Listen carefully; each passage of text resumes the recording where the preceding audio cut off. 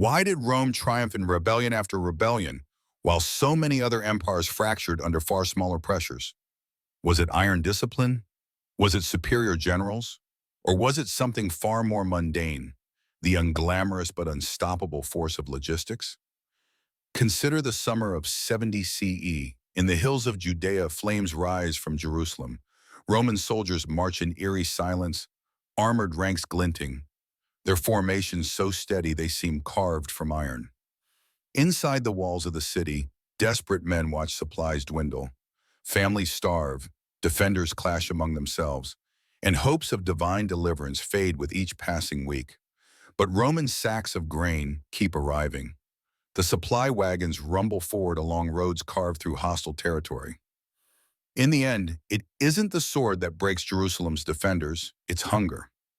Logistics, not steel alone, seals the fate of a nation. That story, dramatic as it is, isn't unique. Again and again, from Gaul to Britain, from Carthage to the deserts of Parthia, Rome demonstrated that empires are not just won on battlefields, but on the seemingly invisible lines of bread, water, and order. And yet, what makes this fascinating is not simply Rome's victories. It's that the Romans themselves understood this truth better than any other civilization of their age. Where others saw war as glory, Rome saw war as supply. They built their empire accordingly. So why did Roman logistics matter so much? To answer, we must glimpse into the centuries where the Republic expanded into a sprawling empire. We must ask, how did a modest city on the Italian peninsula manage to control, at its height, 50 to 60 million people across 3 continents? And crucially, how did it crush rebellions that seemed at times hopeless for Rome to contain? Let's set the timeline. Rome began as a local Italian power in the 4th century BCE, struggling against rival Latin cities and bordering tribes. By the 2nd century BCE, it had swallowed Greece, pushed through the Punic Wars against Carthage, and gained control of the Western Mediterranean. By the 1st century BCE, Rome had mastered much of the Mediterranean basin, yet its dominance was precarious. Civil wars racked the Republic. Armies marched against each other, supply lines were cut, and distributions of grain became weapons of politics. This was Rome's most dangerous lesson. Empires didn't collapse because foreigners stormed the gates. They collapsed because internal supply broke down. Hungry soldiers deserted.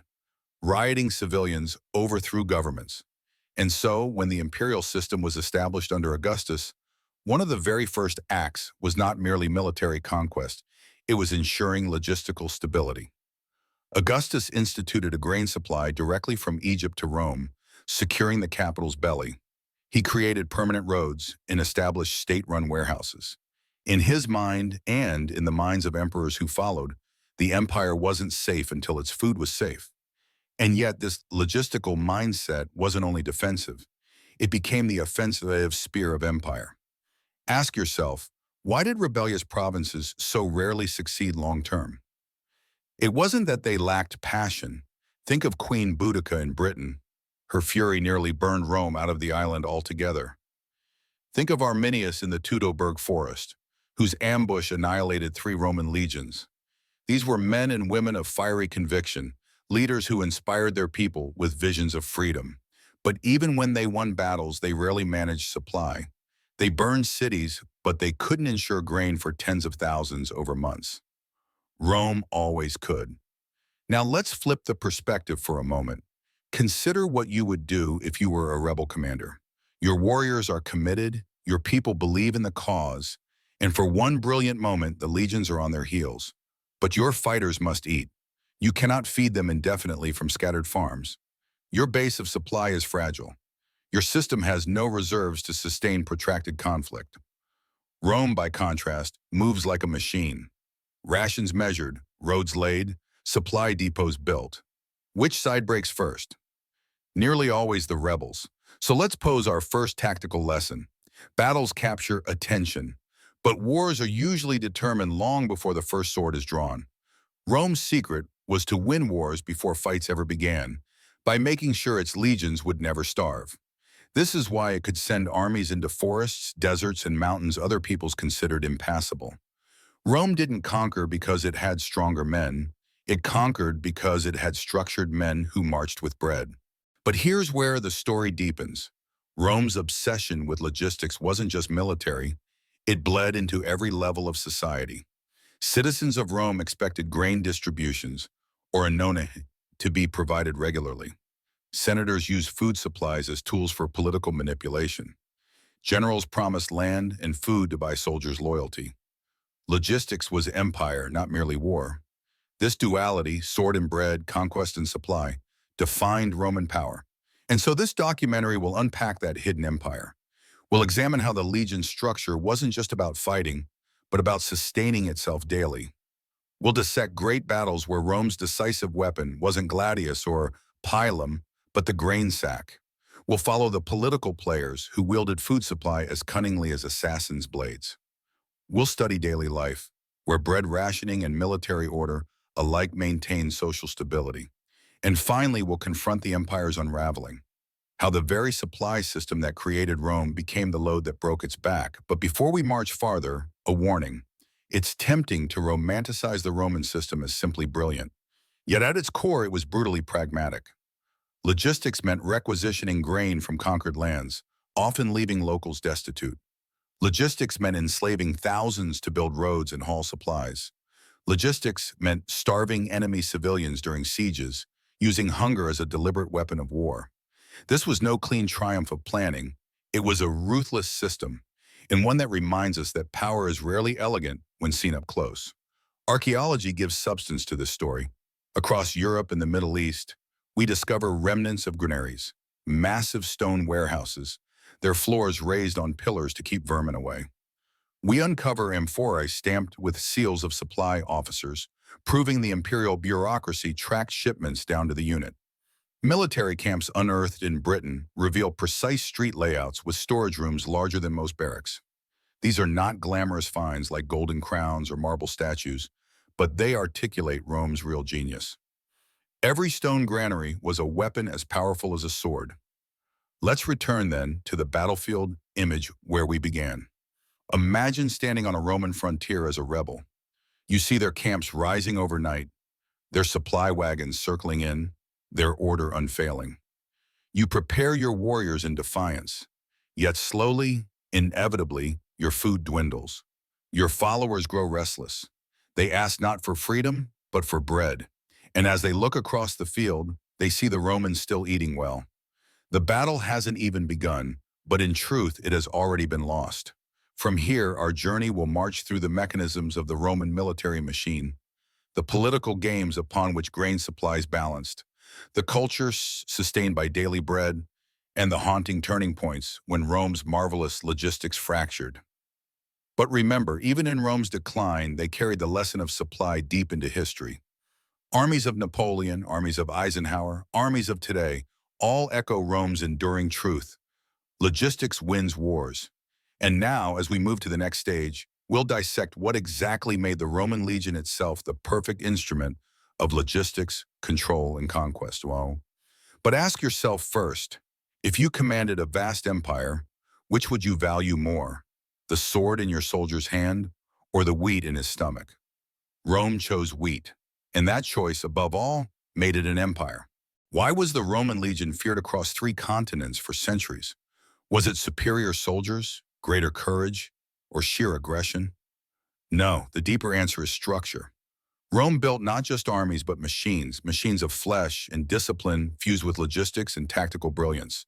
When rebels looked over the hills and saw the eagle standards glinting, what terrified them wasn't simply the number of men. It was the realization that every cohort, every unit, every soldier could act with precision because the entire legion was designed, down to bread ratio and pack weight, to function like an unstoppable engine. Let's break down the system.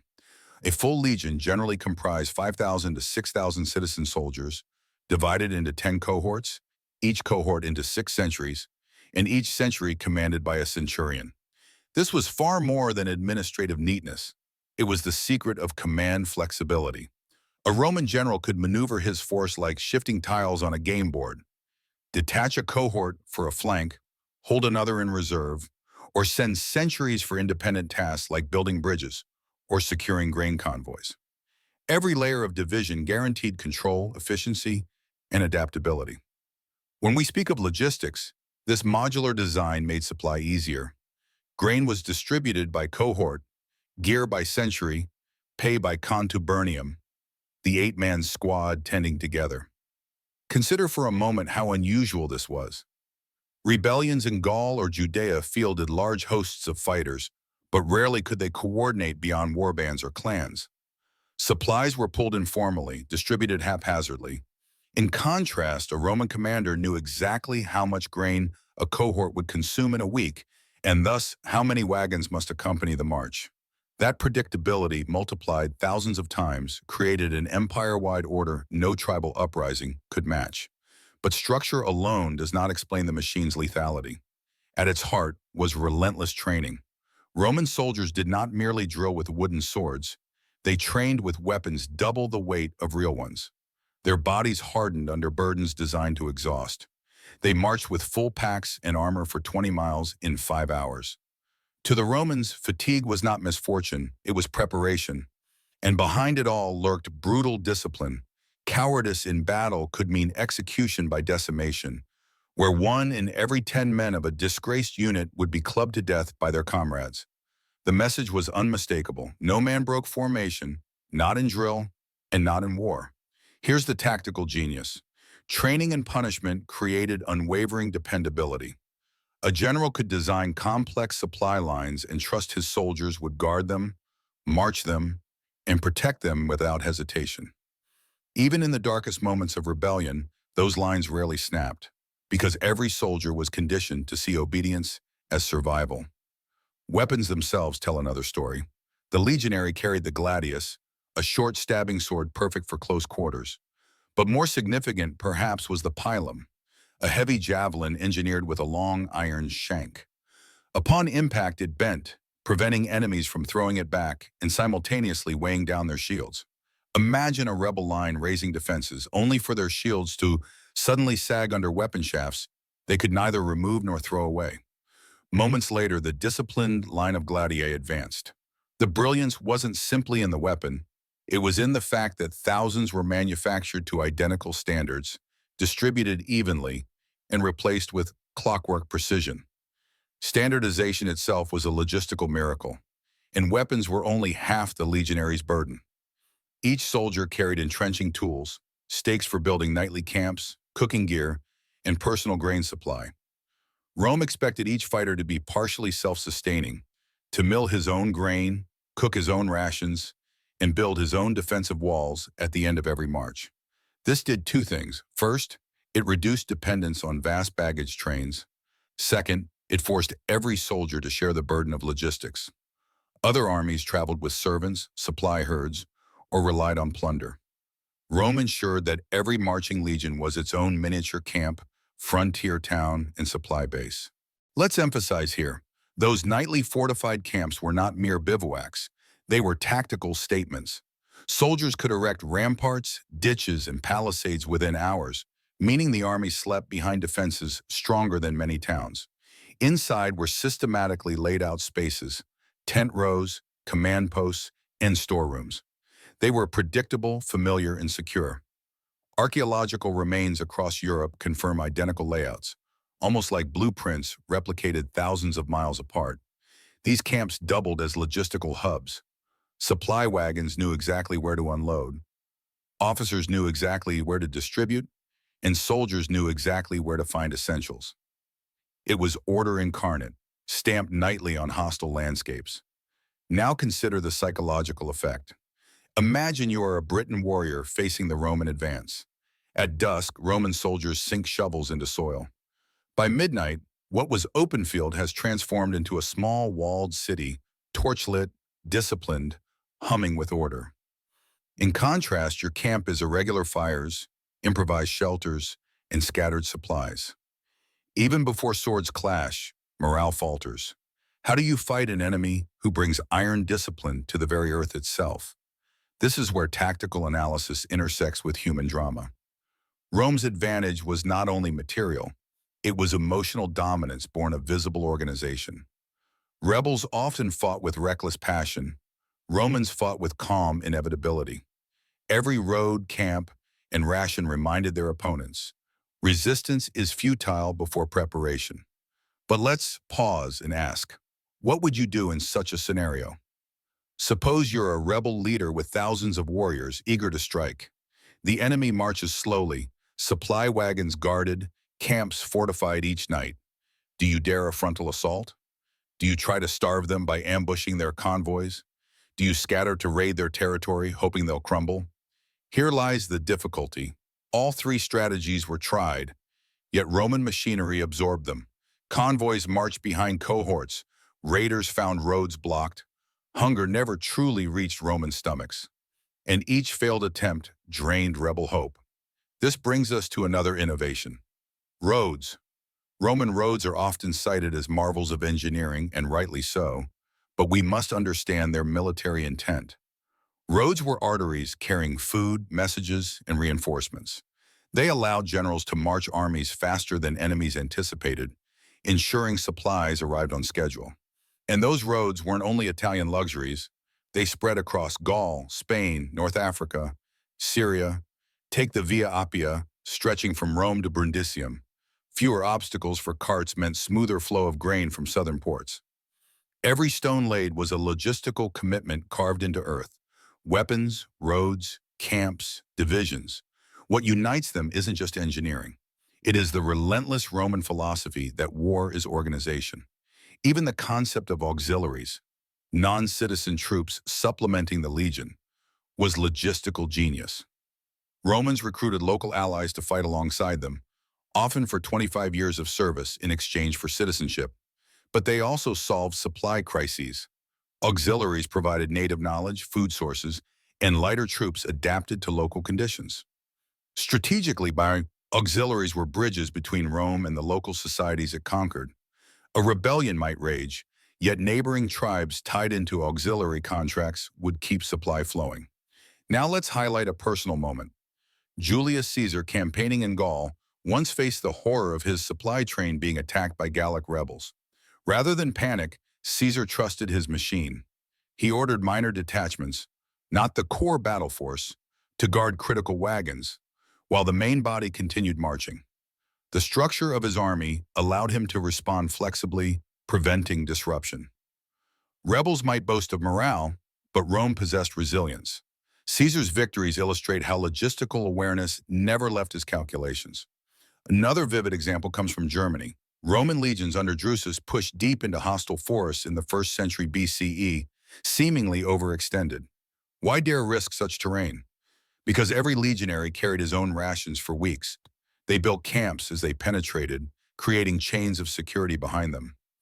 Rebels believed the forest would trap Romans in hunger. Instead, supply lines held, explorers probed, and territories were organized. Rome showed that even geography could be tamed by logistics married to structure. Archaeology again confirms this legacy. Excavations of legionary fortresses reveal granaries the size of city blocks, stone built with underground ventilation systems. Grain could be stored for months without rot. Amphorae recovered from shipwrecks tell of olive oil, wine, and garum fish sauce shipped in standardized containers, each stamped with production records. Imagine the bureaucracy needed to track amphorae across seas. These weren't luxuries for elites, rations for soldiers. The empire's strength was etched not only in marble but in clay jars. One of this reveals the essence. Rome didn't field armies. It fielded systems.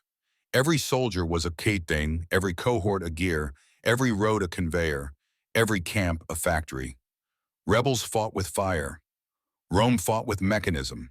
And as history proves, mechanism outlasts fire. But this system also created seeds of reliance. The legion's perfection meant commanders sometimes assumed supply would always hold. When rebels discovered rare opportunities to cut supply, like in Teutoburg Forest, the results were catastrophic. Order collapsed not through defeat in battle, but by disruption of logistics. We'll see these turning points more in the future. For now, remember the central truth. The Roman legion wasn't simply a fighting force. It was a logistical organism, self-sustaining, modular, reproducible. It was both sword and stomach, training and camp, road and warehouse. When rebels faced them, they didn't just face soldiers, and they faced an empire in miniature, perfected to grind down resistance. As we move to the next part of our story, the blow-by-blow account of a rebellion and its crushing, we'll see this machine in action. But hold this question in your mind. If you were Titus outside the walls of Jerusalem or Caesar deep in Gaul, would you gamble everything on open assault or trust the slow inevitability of supply? Rome always chose the latter. And time after time, it proved unstoppable. Why did Titus, son of Emperor Vespasian, choose patience over rashness when the walls of Jerusalem rose defiant before him? Why drag out a siege that tested Roman endurance? Why wait as the defenders jeered from the battlements? The answer, as always with Rome, is logistics. The Jewish revolt erupted in 66 CE, fueled by fury against taxation, imperial arrogance, and the desecration of religious traditions. In its early stages, rebels enjoyed surprising victories. They expelled Roman forces, seized fortresses, and established control across Judea. To Rome, this was not a minor uprising. It threatened imperial prestige in one of the empire's most critical provinces. For Judea lay on routes linking Egypt, the breadbasket of Rome, with Syria, one of its main garrison zones. Allow rebellion to succeed here and you would signal weakness across the entire Eastern Empire. By 70 CE, Vespasian had secured the imperial throne after the chaos of the Year of the Four Emperors, and command passed to his son Titus. His mission was brutal in its clarity: crush the resistance in Jerusalem, restore Roman dominance, and do so in a way that no province would misinterpret as leniency. To fail was unthinkable. To hesitate in supply planning was impossible. The city Titus confronted was immense and complex. Jerusalem's walls were triple-layered: an outer wall encompassing the lower city, a second wall fortifying key districts, and the inner temple complex, sacred to the defenders and fiercely defended. Inside, the rebels were divided, fractured by factional rivalries. Zealots, Sicarii, and other groups fought almost as savagely against one another as they did against the Romans. Yet no matter their quarrels, they agreed on one thing: they would not surrender. For Titus, this was no ordinary enemy. The temple was a fortress in itself, provisions had been hoarded, and defenders knew their ground intimately. Tradition fueled them, desperation armed them. But Titus didn't trust chance, he trusted process. He knew every day that supplies reached the legions and failed to reach the rebels tilted the balance in his favor. The Roman army assembled for the siege included 4 full legions, around 60,000 men, when auxiliaries, engineers, and camp followers are counted. They came laden with baggage trains, siege engines, wood supplies for rams and towers, and endless lines of grain wagons. Auxiliaries and cavalry secured the countryside, ensuring the main body remained uninterrupted. The army moved like an immense organism. From the beginning, logistics took priority.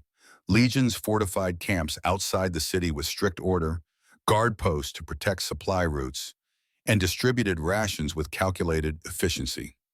Now imagine the tactical dilemma. Titus could order a headlong assault, hurling men against the walls, but casualties would be monumental, and supplies of siege materials could dissipate rapidly. Alternatively, he could starve the city, but to do so required not only patience but also complete domination of the surrounding countryside. Rebels would attempt sorties, strike convoys, and ignite supply depots. To fight such an enemy required not arrogance, but patience and nerves of steel. Inside Jerusalem, suffering mounted. Food began to vanish, yet tragically, it wasn't only the siege that starved the people, it was internal chaos. Factions burned rival grain stores to deny resources to others, convinced divine deliverance would arrive. Starvation, in part, was self-inflicted. Still, Roman observers noted the harrowing courage. Defenders fought knowing their children starved. It was not mere rebellion, but religious conviction. That surrender would mean spiritual betrayal. Titus advanced stage by stage. First, Roman siege towers approached, supported by battering rams. Rebels counterattacked with fire and desperate sallies. In one famous episode, the defenders set fire to Roman siege machines in a night raid, forcing Titus to reconsider frontal assault. At this moment, many generals might have pressed harder, flinging more men to overwhelm the walls. Titus chose differently. He understood attrition was his ally. Why gamble when hunger would do the work? The turning point was a decision of chilling pragmatism. Titus ordered a complete circumvallation, the building of a wall around the entire city. This was no minor barrier. It ran nearly 5 miles, studded with towers, dug ditches, and guarded by cohorts. In essence, Titus imprisoned the defenders in their own sacred city. Roman sources note the shocking speed. Within weeks, the wall was finished. Archaeology confirms its traces even today. It wasn't only a wall of wood and earth. It was a wall of despair. Starvation would now be absolute. Strategically, this maneuver was devastating. Rebels who hoped to break out found every gate blocked. Supply that might trickle in was cut. Inside, cannibalism and desperate scavenging were recorded. Josephus, who later chronicled the war, spoke with horror of mothers devouring their own infants. Whether exaggerated or not, the psychological toll was immense. Rome had turned basic sustenance into a weapon more terrifying than any sword. But logistics cuts both ways. Titus had to make sure his own men stayed fed, supplied, and disciplined during the long ordeal. Here, the Roman machine excelled. Camps stocked with grain stores ensured steady consumption.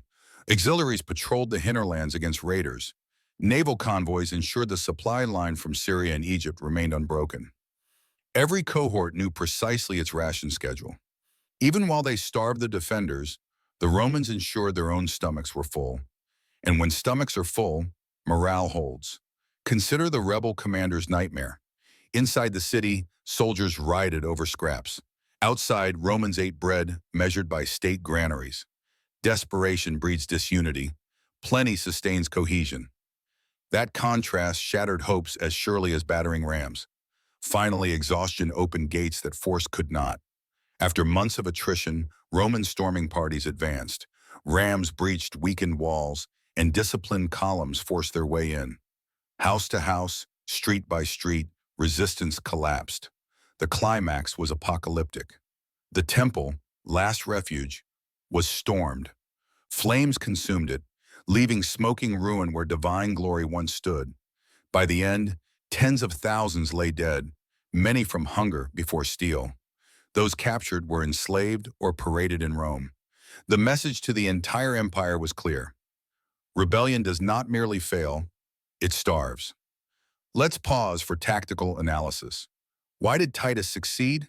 Was it superior martial skill? In individual duels, perhaps not. Jewish defenders fought with extraordinary valor. Was it overwhelming numbers? Numbers helped, but numbers unsettled by poor supply grow restless. The decisive factor was patience backed by logistics. Titus harnessed time as a weapon because he knew his men could endure day after day, while the enemy's endurance decayed with every crumb of bread.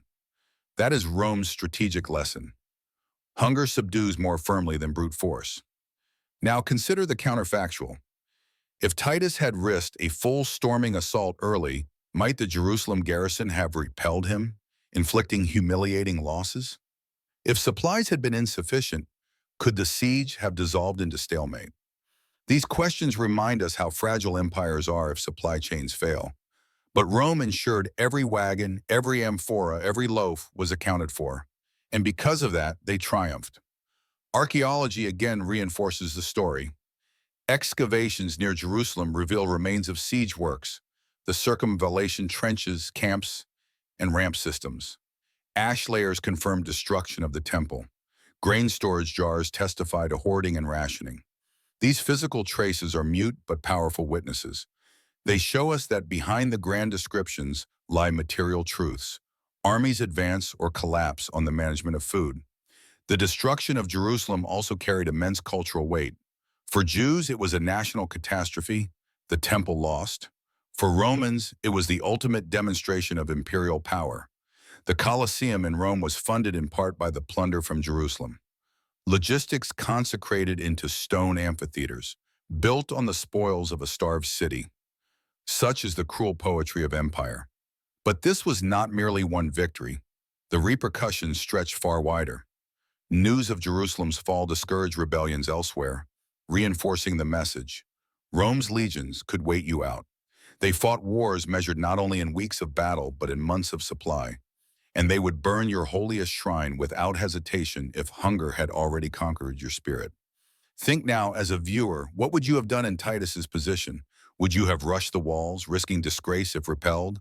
Or would you have ordered the slow stranglehold of circumvallation, knowing every day meant prisoners of famine trapped inside? Roman generals chose patience. It was merciless, but utterly rational. And here's the hidden paradox. In logistics, cruelty often masquerades as restraint. Titus could argue he spared his soldiers' lives by starving the city instead of attacking directly.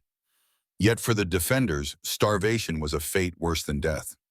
Rome believed time and hunger were cheaper than blood, and in their cold calculation, imperial stability depended on such choices.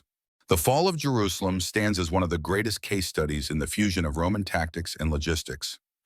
It teaches us not only about the military prowess of the legions, but about the mindset of empire. Wars are won when your soldiers continue to eat and your enemies do not. Bravery matters, numbers matter, but the flow of bread decides empires. And this is where the story carries us next. If in Jerusalem we see logistics deployed against a single rebellious city, what happens when those same logistics merge with the venomous politics of Rome itself? For there, food was not only a military resource, but a political weapon, a tool in the hands of senators and emperors alike. Grain would buy loyalty, strip rivals of power, and turn the masses of Rome into both a threat and a prize. So as one city burned, another waited across the sea, with hungry citizens whose loyalty could be bought only with the arrival of grain ships from Africa. Those political games would be as decisive to Rome's destiny as any battle, and they are where we turn next. Why did the Roman Senate fear grain shortages more than barbarian invasions? Why could a failed shipping season topple political careers faster than an enemy general? Because in Rome, logistics wasn't just military, it was political lifeblood. Grain fed soldiers, but it also fed the masses of the capital. And when hundreds of thousands of Romans missed their daily bread, loyalty evaporated, riots erupted, and the proud institutions of the Republic bent or collapsed beneath waves of hunger. The battlefield and the Senate were not separate worlds, but two theaters of the same struggle: control of food, supply, and loyalty. Rome's political history, perhaps more than any empire before, was fundamentally a history of logistics turned into power. The most ruthless senators and ambitious generals understood this truth well. Grain was not sustenance, it was leverage. Let me pose the question. If you were a Roman politician in the Republic or the early empire, how would you keep power? Would you raise taxes? Would you promise reforms? Or, as history shows, would you master the grain supply? The answer is clear. In Rome, whoever held the key to the granaries held the crowd, and whoever held the crowd often held the sword. By the late Republic, grain distribution had become the linchpin of urban politics. Hundreds of thousands of citizens in Rome lived not as farmers, but as dependents on the state's imported grain. Monthly rations were handed out to the poor, a system known as the annona. These distributions created a volatile, hungry mob whose loyalty could swing elections, spark riots, or secure a general's ambitions. For senators seeking office, the importance of securing the grain supply cannot be overstated. Grain shipments from Sicily, later Africa, and ultimately Egypt were the arteries of Roman stability. Lose them and you faced political suicide. Control them and you wielded extraordinary power. The Gracchi brothers understood this power early. Tiberius and later Gaius Gracchus proposed reforms to regulate the price of grain and expand distribution, directly challenging the Senate's control. Their populist measures electrified the people, but infuriated the elite. Grain was supposed to be a tool of senatorial classes, not a weapon wielded by reformers. The result was blood. Both Gracchi brothers were eventually murdered by political enemies, proof that the politics of grain was politics of life and death.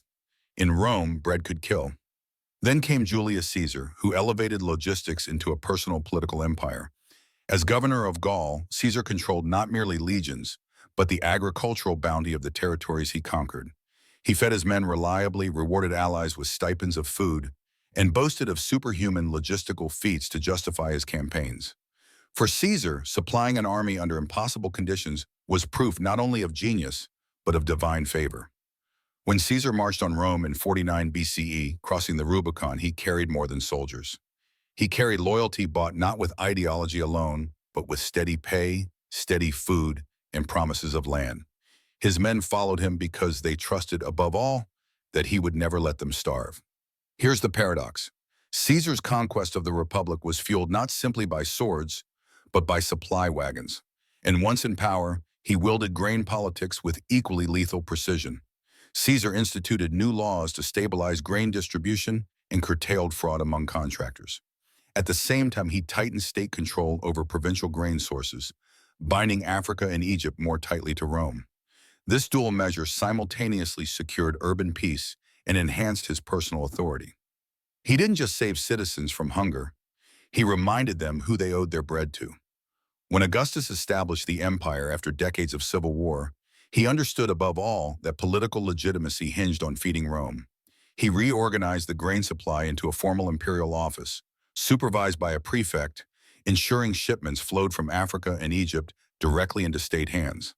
Augustus even personally financed distributions at times of crisis, framing himself as the benevolent father feeding his children. The imagery was powerful. Bread was not charity, it was imperial proof of divine mandate. Why was Egypt so crucial? Because after Augustus's conquest, it became essentially the empire's breadbasket. The Nile's floods produced bumper harvests of wheat far beyond local consumption. Grain ships from Alexandria ferried immense cargoes across the Mediterranean, each barreling toward Rome's harbors. An interruption of just one shipping season could plunge the capital into chaos. Thus, emperors stationed entire fleets, the classis Alexandrina, to guard the ships. Protecting grain became as vital as defending borders. This dependency created immense political fragility. To control the grain trade was to control Rome's mob. It's no accident that during the reign of Emperor Claudius, a delay in shipments nearly led to his overthrow. Chroniclers describe panicked Rome as grain prices soared, crowds screaming for relief, and Claudius himself barely escaping violence. Only after securing fresh imports from Africa did his rule stabilize. Lesson emperors could be forgiven for military defeats, but never for empty stomachs. Let us not underestimate the lethal stakes of these food struggles. Grain crises often coincided with political upheavals. During Nero's reign, the Great Fire of Rome destroyed warehouses, unleashing famine. Discontent boiled quickly into rebellion, and provinces revolted. Nero's enemies weren't merely ambitious generals. They were men who recognized that popular fury born of hunger could topple an emperor faster than legions abroad. Later, during the Year of the Four Emperors, 69 CE, each contender Vespasian, Otho, Vitellius, Galba, scrambled not just for military support, but for grain assurances. People of Rome demanded bread even as rival armies clashed across Italy. Vespasian's eventual triumph owed as much to Egypt's unwavering contribution to Rome's granaries as to his battlefield victories. Logistics provided him legitimacy, and by securing Alexandria's harvests, he secured the throne. Imagine the Senate's knife-edge balancing act. Senators competed with bribes, trial promises, and hidden deals. But at base, the most fertile weapon was food control. When Cicero lashed out at Clodius for using grain measures as populist bait, he wasn't indulging in rhetorical exaggeration. He was highlighting raw political truth. Whoever promised the best grain policy had the mob's loyalty, and the mob could make or break a statesman overnight. It wasn't only the populace of Rome that emperors had to feed. Armies too demanded steady rations, and they quickly became politicized. Soldiers understood their value. They expected grain distribution not merely as sustenance, but as proof of imperial favor.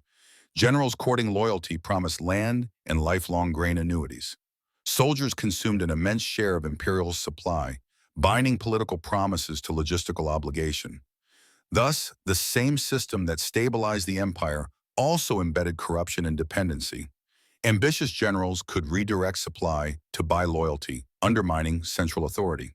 Soldiers could threaten mutiny unless pay and rations arrived. Politicians might sabotage grain convoys to discredit rivals. More than once, an assassination dagger found its target in darkness because someone's promises of bread failed. By the High Empire, emperors embraced their public role not only as military commander, but as universal supplier. Festivals and ceremonies centered on grain distribution. Emperors staged spectacles by forgiving arrears or doubling rations, their generosity framing them as living gods of sustenance. Statues and coins depicted emperors clasping ears of wheat, sending a clear signal. Political legitimacy was measured not by senatorial decrees, but by whether your people kept eating. This image extended even into rebellion suppression. When governors plotted revolt, emperors immediately secured Egypt and Africa to strangle any challenger by hunger. Seize the granaries, and Rome itself would eventually bend. Grain was not simply an economic resource. It was the empire's spiritual axis. Yet the very dependence on far-flung grain created vulnerabilities. Pirates prowling Mediterranean waters could choke shipments. Rivals in civil wars understood the terrifying sway of blocking supply. Famines in provinces reverberated instantly in Rome's streets. It meant politics always played out under the shadow of stomachs. As much as Rome claimed to be a republic of laws, and later an empire of divine rulers, in practice it was a government balanced delicately upon wheat. And this reality bred paranoia. Emperors executed officials for alleged mismanagement. Generals suspected each other of intercepting supplies. Even administrative appointments became deadly contests. The grain prefect of Rome was arguably one of the most powerful men in the empire, feeding hundreds of thousands by his management or mismanagement. Mishandling his role could collapse dynasties. Let's think tactically for a moment. If you were an emperor, would you pour resources into defending the limes, the distant frontiers garrisoned by legions? Or would you pour them into protecting Nile ships and African granaries? The historical record suggests emperors often chose the latter. For while barbarians at the Rhine posed dangers, nothing lit Rome's streets on fire faster than hunger. So as we move forward, remember this. Rome's grand political intrigues were rarely inspired only by abstract ideologies. They were contests for control of food. Senators argued in forum halls, emperors plotted naval campaigns, and assassins sharpened daggers, all because of grain. The empire carried its bread like a sword, and whoever fumbled lost their head along with their office. This is the hidden framework of Rome's politics. Strategies of sustenance disguised as statesmanship. And through it, we can see how closely tied the fate of emperors was to the flow of wheat. One storm in the Mediterranean, one rebellion in Africa, one granary set alight in Rome, and stability tottered. From here, our journey must widen. For while politics and grain shaped empires in marble halls and Senate debates, their reach extended into the daily lives of ordinary people and conquered peoples. Soldiers, slaves, citizens, all lived under the empire of bread as much as the empire of law. To understand their world, we must leave the Senate chamber and enter the streets, the barracks, the fields. Because logistics didn't only forge intrigue, it forged daily life. And that is where we turn next. Why did Rome's logistics matter not just for generals and emperors, but for ordinary men and women across the empire? Why did farmers in North Africa, slaves in Sicily, and citizens in Rome's tenements feel the weight of Roman supply systems as deeply as soldiers on campaign? Because logistics was not simply strategy, it was the empire's culture, its daily rhythm, its invisible skeleton. And if you strip away the grandeur, you find an empire where politics, class, and identity were bound tighter to grain sacks than to marble monuments. When Rome extended its dominion across the Mediterranean, it didn't only claim territory. It claimed harvests. Conquered provinces were often redefined in Roman terms by what they could supply. Sicily became Rome's first provincial granary after the Punic Wars, supplying a steady flow of wheat that freed the capital from famine. Later, Africa and Egypt surpassed it, producing astonishing yields, lashed year by year on to Roman convoys. But this transformation came at cost to locals. For many provincials, conquest meant their grain no longer filled their stomachs, but filled Rome's. Archaeological evidence shows huge granaries built in provincial capitals, warehouses not sized for local consumption, but designed to funnel surplus to Italy. Farmers in Egypt loaded grain onto ships not for Alexandria, but for Rome's urban poor. Imagine the bitterness. In times of local shortages, Famines might afflict Egyptians even while their wheat sailed north by imperial contract. And yet, paradoxically, Rome's logistics also integrated conquered peoples. Provinces tied into supply networks gained roads, ports, and infrastructure. Merchants prospered from trade. Elites enriched themselves through contracts. Many cities flourished as waypoints in the logistics chain. This duality defined Roman conquest, exploitation and integration at once. The Romans spread their culture not through philosophy alone, but on roads and in ports built for supply. Latin traveled along with wagons and soldiers. Temples rose beside granaries. In Spain, in Gaul, in the Balkans, the first sustained Roman contacts came with road builders as ensuring convoys could pass. What provincial peoples encountered was not merely the legionary sword, but the orderly stamp of imperial logistics reshaping landscapes.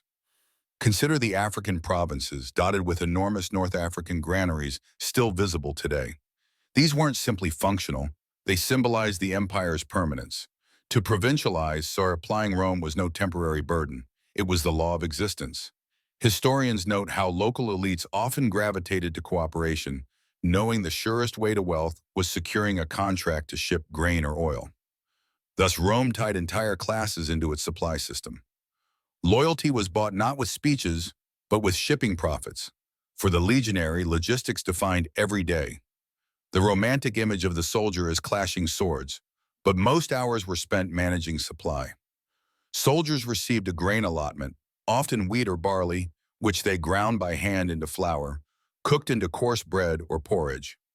Evidence shows that milling, a grueling repetitive task, occupied huge swaths of soldierly time. Their rations included cheese, dried meats, olives, oil, and of course wine diluted for daily consumption. Standardized rations produced cohesion. Every man knew what he'd eat, when, and how much. But soldiers also learned ingenuity. Archaeology in Britain shows cooking pots filled with shells of oysters and bones of wild game, evidence of foraging supplementing official rations. Camps pulsed with logistics. Wagons entered, unloaded grain at storage facilities. Officers recorded amounts, distributions followed. The legion cooked communally, soldiers bonding around meals, reinforced by routine. Each military day was, in many ways, an exercise in supply management disguised as duty. And don't forget discipline and consumption. Hoarding, theft, or waste were punishable offenses. The Roman soldier was trained not only to fight, but to conserve, to ensure the system held. Meanwhile, daily life in Rome itself revolved around the grain dole.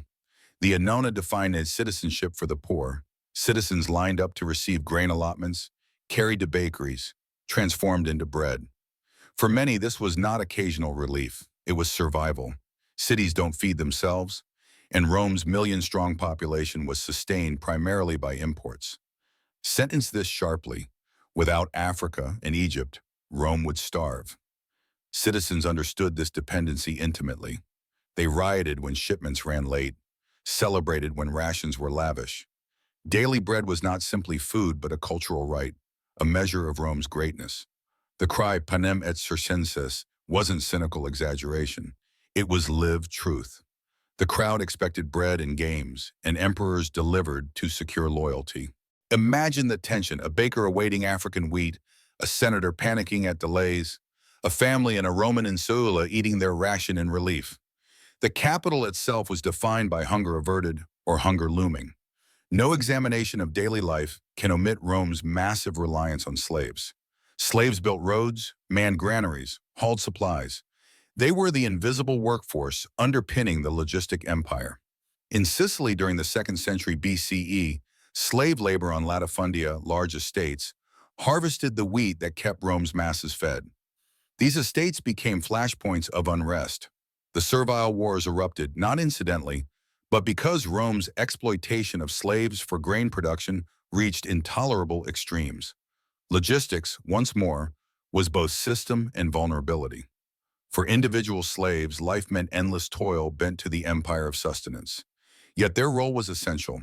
Without slaves harvesting, transporting, storing, and distributing, the entire annona would falter. Food distribution also stratified Roman society. Elites showcased wealth through lavish banquets, emphasizing their distance from the rations of ordinary citizens. Freedmen often rose in bureaucracy by managing supply contracts, a lucrative but dangerous prospect tied to imperial trust. Common citizens depended on the grain dole, tying their loyalty directly to the emperor as paternal provider. Soldiers consumed their rations as a symbol of equality, each man receiving the same measure, reinforcing cohesion. Hence, logistics didn't just shape economies, it shaped identities.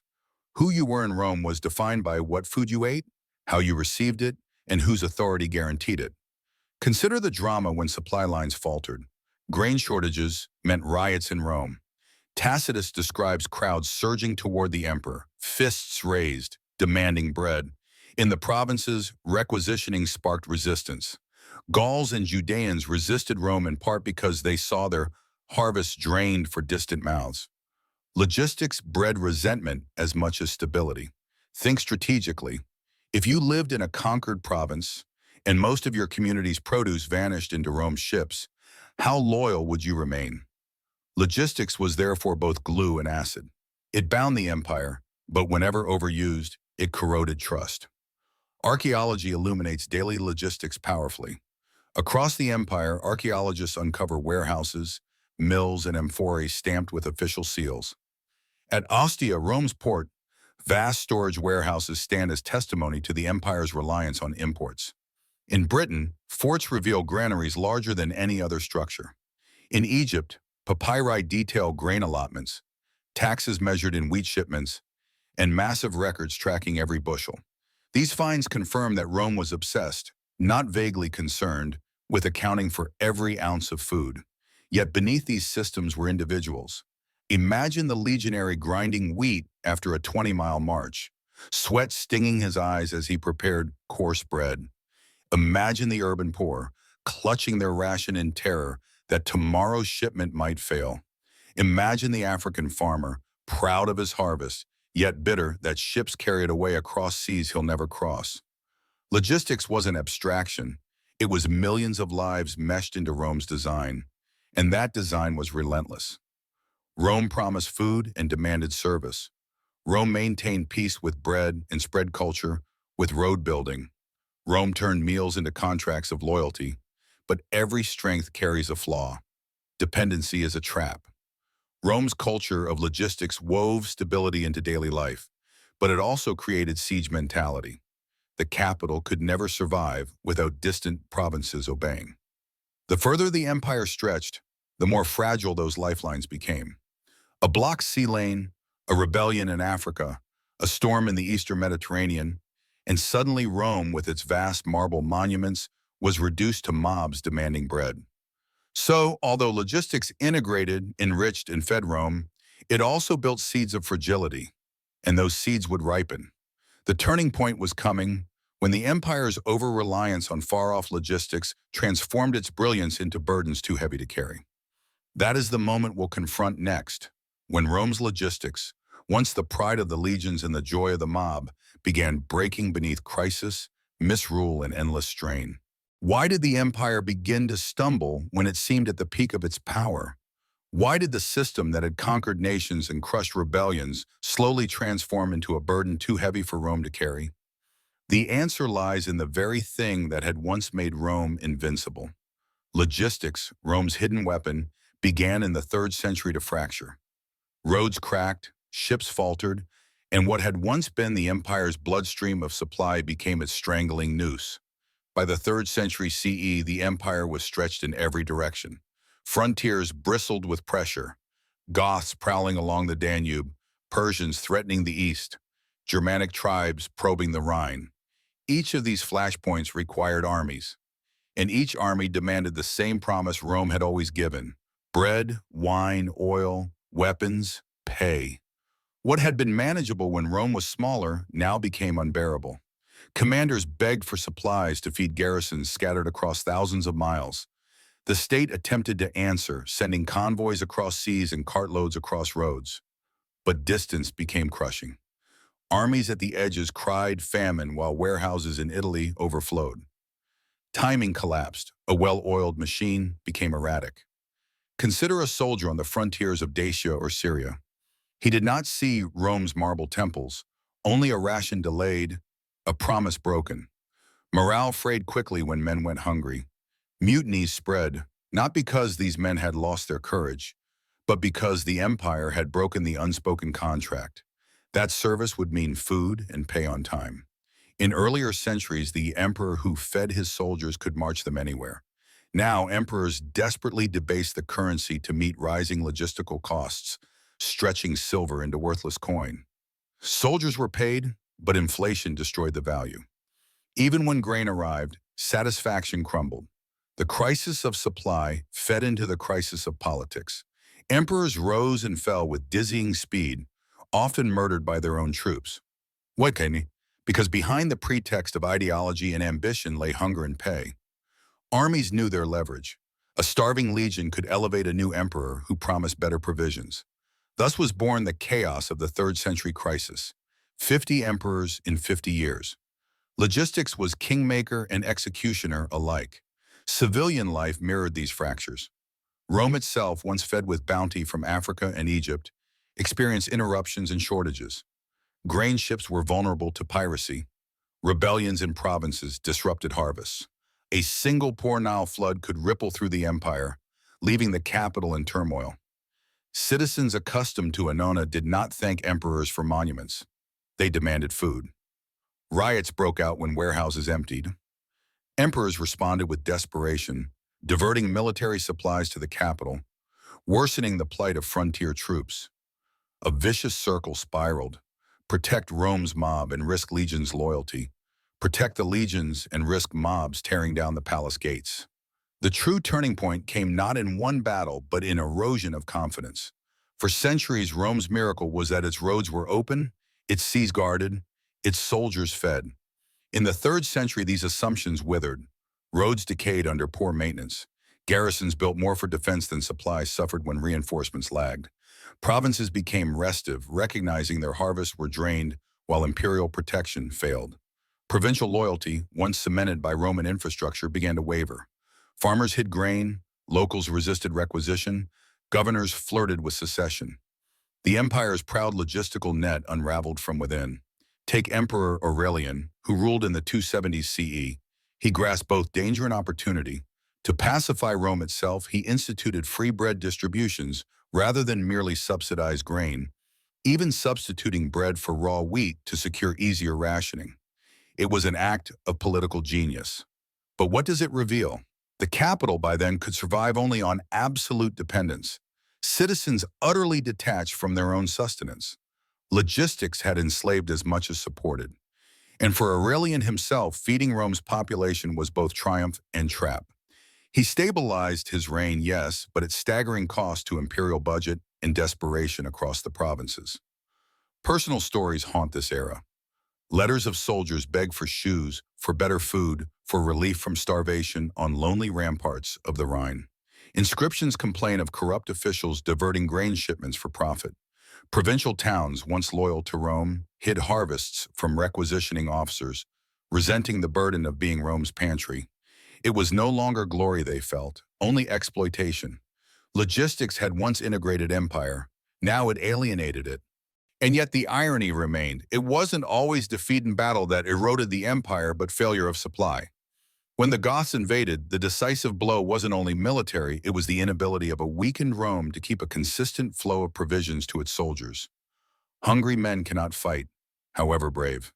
Rumors rippled through legions faster than enemy arrows. Supplies won't come. Wages are worthless.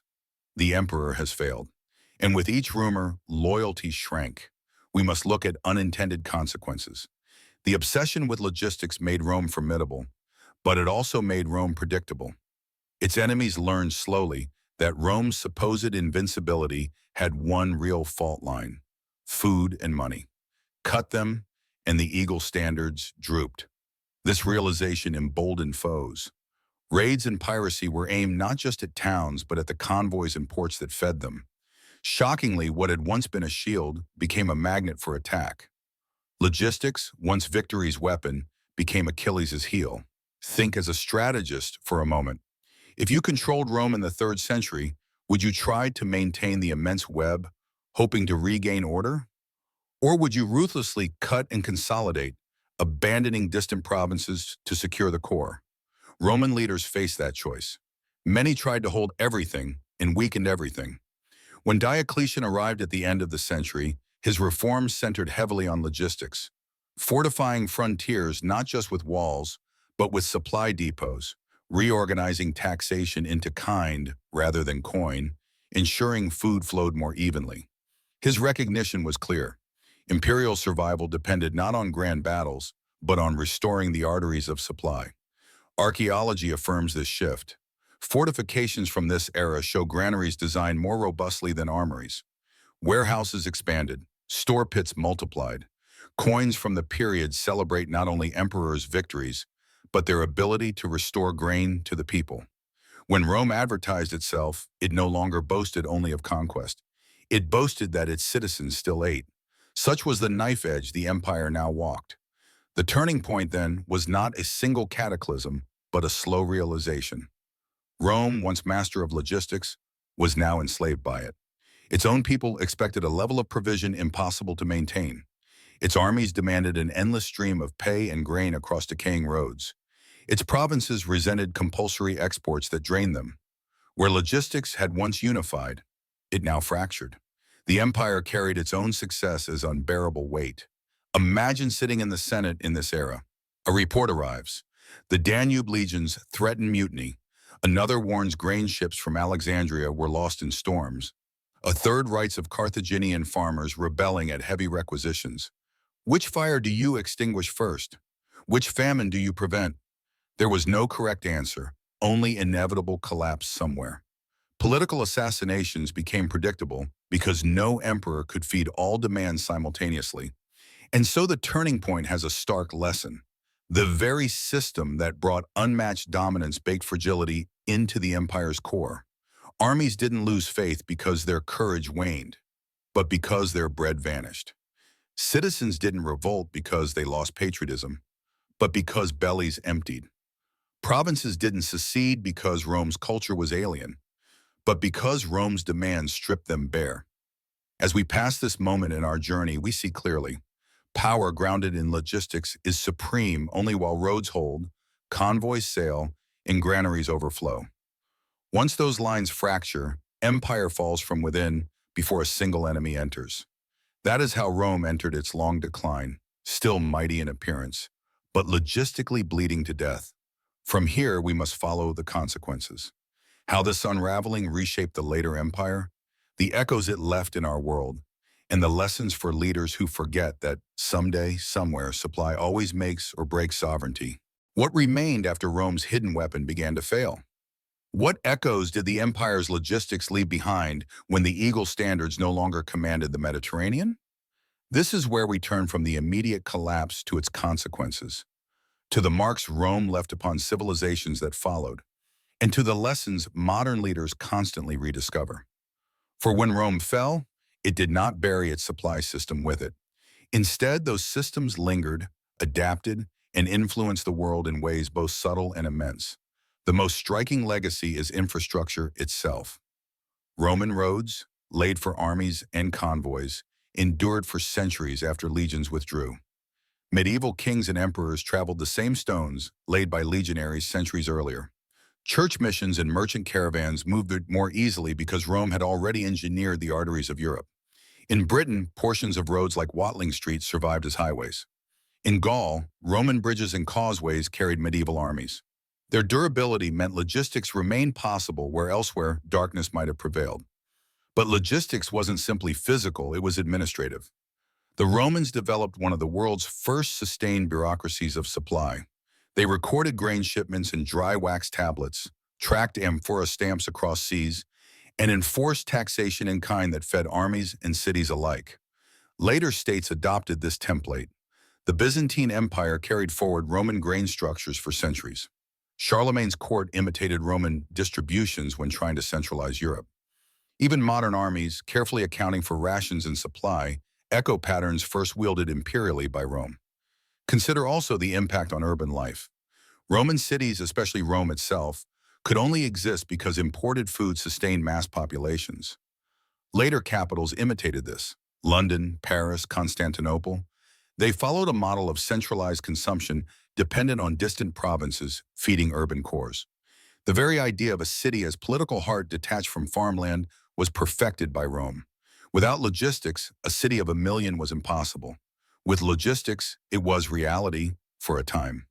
The consequences of collapse, however, were equally profound. When Rome faltered, the population of the city plummeted. Archaeology shows a metropolis shrinking from over 1 million to a fraction of that within centuries. Empty insulae crumbled. Baths went cold. Aqueducts decayed. Why? Because grain ships no longer arrived in the same volume. Without that lifeline, Rome could not sustain its people. The fall of the empire was not only political, it was demographic, measured in abandoned streets and dwindling stomachs. Logistics explained both the rise and the fall. Lessons radiated outward. Medieval lords learned that bread riots are more dangerous than battlefield defeats. Modern commanders study Rome's sieges because they reveal truths unchanged by technology. Morale is secured not only by courage, but by nourishment. Napoleon himself, centuries later, repeated the mistake of neglecting supply in Russia and paid the same grim price Rome's enemies once did. Logistics remains universal law, not bound to ancient times. But Rome's influence reached beyond war. The very measurement of grain and oil influenced commerce. Amphorae marked by Roman authorities established standards later inherited by European trade law. Contracts in kind, taxation by produce, and centralized redistribution. These became norms that medieval and early modern states copied. The empire's obsession with counting grain and tracking shipments birthed a culture of record-keeping that echoes in modern bureaucracy. Archaeology makes this tangible. Excavations of warehouses in Ostia reveal immense structures capable of storing hundreds of tons of grain. Their raised floors and ventilation prove a sophisticated comprehension of preservation. Shipwrecks discovered off Italian coasts show hundreds of identical amphorae, a uniformity making shipping predictable. At Vindolanda in Britain, writing tablets depict officers carefully noting daily supplies: oil, beer, flour. These fragments prove that across thousands of miles, Roman soldiers lived under the same logistic discipline, building a shared culture anchored not in art or philosophy, but in regulated bread. Think strategically. What does this tell us about empire? It demonstrates that organization of resources defines extent and endurance more than conquest itself. Rome's long-term contribution to history is less the glory of Julius Caesar or Augustus, and more the prototype of a supply state. And when modern states mobilize vast resources for war or disaster relief, they unknowingly imitate Rome's logistics. The historical impact also emerges in religion and culture. After the destruction of Jerusalem, the Jewish diaspora scattered, and their experiences under Roman starvation sieges shaped memory for centuries. Christianity too grew in an environment where bread was both political resource and spiritual symbol. The act of sharing bread in a sacred rite resonated with people whose entire lives were shaped by whether Rome delivered grain or failed to. Logistics, in this sense, seeped into theology and ritual, embedding itself in cultural DNA far deeper than administrative archives. And yet, one cannot ignore the darker side of this inheritance. Rome's system showed later rulers that supply could be turned into deliberate weapon. Starvation as policy, sieges as strangulation, requisitions as dominance. All of these tactics flowed forward. Empires after Rome studied not only its roads, but its cruelties. The message was remembered. Bread could pacify and hunger could enslave. Modern parallels are unavoidable. Think of world wars where armies lived or died on supply lines. Think of shipping lanes today, whose disruption sparks fuel crises and political panic. Rome's ghost hovers each time leaders debate securing resources before securing victory. Because the Romans proved that all the valor in the world dies quickly if supplies falter. So what was Rome's long-term impact? It wasn't merely architecture, law, or Latin. It was the understanding that to rule populations, you must control daily sustenance.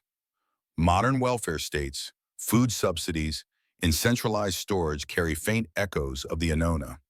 States still fall when bread runs out. Citizens still riot when they go hungry. Armies still mutiny when promised rations vanish. Rome embedded this psychological truth into the marrow of Western civilization. Picture the archaeologist today, brushing dust away from a Roman granary. What he reveals is not merely stone, it is the skeleton of empire. Every pillar that once held grain above damp soil represents both triumph and fragility. Triumph because a city thrived in an unprecedented concentration. Fragility because those pillars revealed dependency fragile as glass. The consequences of Rome's system remain twofold. First, it shaped how civilizations after Rome organized themselves, from Byzantium's fleets carrying Egyptian grain to Napoleon's wagons trudging across Europe. Second, it shaped how those civilizations could collapse when supply chains faltered. Every famine panic, every riot at empty markets, every army surrendering from hunger, they all look back across millennia to the same lesson. Rome's ghost whispers, neglect logistics, and you will perish. And this brings us to the final measure of Rome's legacy. The empire built the greatest military machine of antiquity, yes, but its greatest achievement was the invisible empire. Roads, ships, granaries, and daily bread. That is what outlasted emperors' names, shaping not just history, but our very concept of what holds society together. As we move to conclude this story, we must ask, what does Rome teach us here and now? If whole empires can fall through disruption of their supply chains, can modern states with all their technology be any more secure? The next and final step of our journey will confront that question. The modern relevance of an ancient empire that rose on bread and fell when bread no longer came. What then is the lesson of Rome's long march through history? What survives when the dust settles on collapsed forums and broken aqueducts? The clearest truth is that Rome's real triumph was not only its conquests, its legions, or its emperors, but its relentless belief that empire could be engineered and maintained through systems of supply. Roads, depots, and grain fleets powered victories more than heroic charges or fiery speeches. And when those systems faltered, all the brilliance of generals and orators could not save the empire. Logistics raised Rome, and the cracks in logistics exposed its fall. If you strip away the grandeur of statues and rhetoric, you see the foundation was bread. The soldier who trusted he would receive his ration marched farther than rivals. The citizen who lined up for the dole obeyed the emperor who ensured it. The provincial governor who filled imperial warehouses rose in prestige. Food was empire, as vital as swords, laws, or gods. And so, the greater the achievement, the greater the dependence. The empire that fed millions found itself enslaved by its own creations, unable to function when storms, raids, or corruption snapped links in the chain. For us today, the parallels are unnerving. Modern societies like Rome concentrate too many people in cities sustained by distant, fragile supply lines. Ships crossing oceans, trucks crossing continents, warehouses humming in silence. Our lifelines are no less vulnerable than grain fleets sailing from Alexandria. Imagine the impact if fuel shipments halted for a month, if ports closed, if critical foods could not travel. The collapse might not take decades, as with Rome, but days. Rome's story is not simply nostalgia for antiquity. It is a mirror. Modern armies too live under Rome's shadow. In every war college, officers are still taught that logistics wins wars. World War II was decided as much on convoys and fuel depots as in battlefield valor. The Gulf War was a logistical masterpiece of moving supplies through arms rapidly across vast deserts. Generals succeed when they think like Roman commanders, acknowledging that courage is nothing without rations in the pack and gas in the engine. Rome showed first, and enduringly, that no grand strategy survives starvation. We also inherit Rome's cultural truth. Citizens measure governments less by ideals than by what they place on tables. Welfare systems, food aid, strategic reserves, all echo the grain dole. Governments cannot afford to ignore empty stomachs, for hunger is the most ancient catalyst of revolt. Bread secured emperors on the throne, and its absence toppled them. Bread still secures or imperils leaders today. And yet questions remain unresolved. Did Rome fall because it overreached geographically or because it overstrained logistically? Was its fate sealed by barbarians at the gates or by convoys that never arrived? Historians continue to debate, but the essential reminder is sobering. Mighty empires can appear strongest just as they are least resilient, because supply systems stretched to their limits can appear invisible until they suddenly break. So ask yourself this strategic question. Which empire today might believe itself unassailable only because its citizens and armies are fed smoothly, unaware of how fragile that system is? Would Rome's senators and emperors recognize our ships, trains, and trucks as their heirs? Almost certainly. They would nod grimly, knowing the same law holds. When supplies stop, power crumbles. Rome's story closes, then, with duality. It is a tale of brilliance, of an empire that harnessed logistics to dominate worlds no state had mastered before. But it is also a warning of how dependence corrodes resilience, how the very arteries of empire can become chains tightening around its own throat. Rome leaves us not only monuments, but a living lesson, centuries old and freshly urgent. As you reflect on the empire of bread and iron, of rations and roads, consider what truly holds civilizations upright. Not marble, not armies, not ideals alone, but the unseen current of daily sustenance, flowing steady and sure. Rome reminds us that to control bread is to control destiny, and Rome warns that forgetfulness of this truth means collapse. The empire's greatness rests in logistics, and its ruin rests there too. The question we are left with whispers across time. If tomorrow your empire faced its storm, would your people still eat?